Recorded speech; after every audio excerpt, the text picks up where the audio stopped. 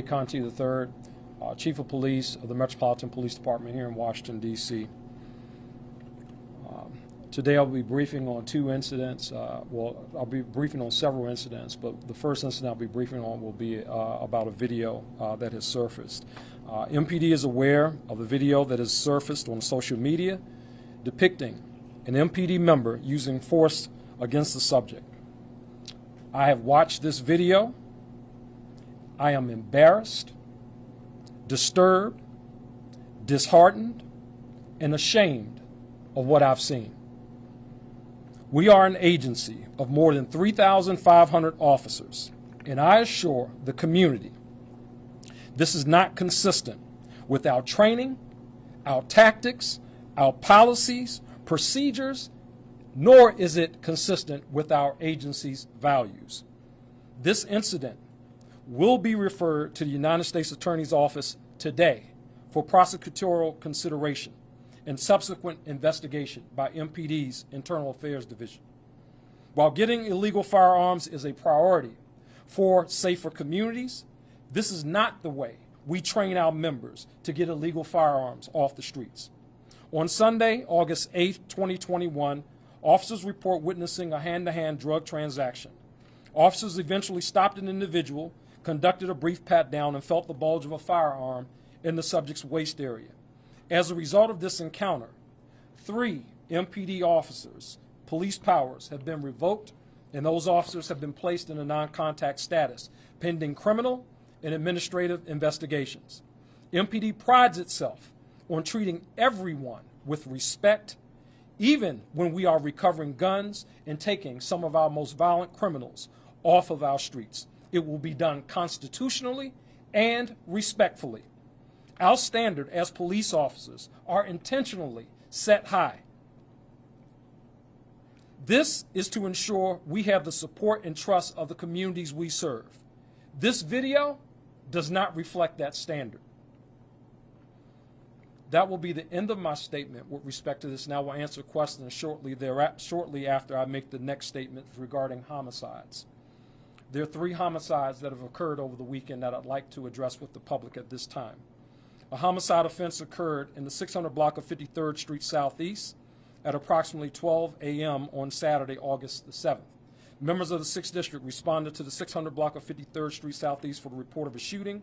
Upon arrival, members located an adult male victim suffering from apparent gunshot wound. The victim was transported to a local hospital for treatment. After all life-saving efforts failed, the victim succumbed to his injuries and was ultimately pronounced deceased.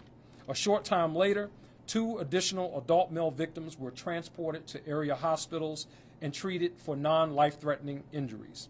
The decedent in this case has been identified as 20-year-old Jawan Williams of Southeast Washington, D.C. The next case occurred in the 200 block of 49th Street Southeast at approximately 6:17 p.m. on Saturday. Members of the 6th District were flagged down the area of the 200 block of 49th Street Southeast and located an adult male in a vehicle suffering from a gunshot wound. The decedent in this case has been identified as 69-year-old James Beckham of Suitland, Maryland. The last case, a homicide offense, occurred in the 3000 block of Nelson Place Southeast. At approximately 4:29 p.m. on Saturday, August 7th, members of the 6th District responded to the 3000 block of Nelson Place for the report of a shooting. Upon arrival, members located an adult female victim inside of a residence suffering from a gunshot wound. The victim was transported to an area hospital where, after all life-saving efforts failed, this victim was pronounced deceased. The decedent in this case has been identified as 20-year-old Kendall Brown of Hyattsville, Maryland. On Sunday, August 8th, pursuant to a D.C. Superior Court arrest warrant, members of the Capital Area Regional Fugitive Task Force arrested 22-year-old Ahmad Jefferson of Fort Washington, Maryland.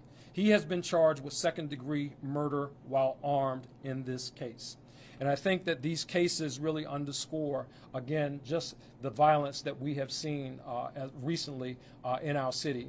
It's consistent with what we have seen going on in the national landscape with respect to gun violence in our communities. At this point, I will address any questions that you may have. We'll start over here. Yes? So could you clarify this 3 or 4, or several officers in the video, you said 3 officers powers have been revoked. Yes. Can you clarify which three specifically you're referring to? So the three officers, the officer who made the punch, and there are two other officers in the video. Yes. And you said non-contact status. Could you distinguish, is that the same as administrative leave? Could you define that? One member will basically non-contact status, no contact with the public. One member will be on administrative leave. The striking member, and again, this matter is being sent to the United States Attorney's Office for prosecutorial review today. Are all three under investigation? Yes. Under criminal investigation? Yes, that is correct. We'll be sending it. It's criminal first, and then once they make a determination on the criminal side, what will happen, then the administrative investigation will happen after we go the criminal route first. That review has to happen first. And can you identify any of the three officers by name? I'm not releasing their names at this point. Yes, and then we'll come in.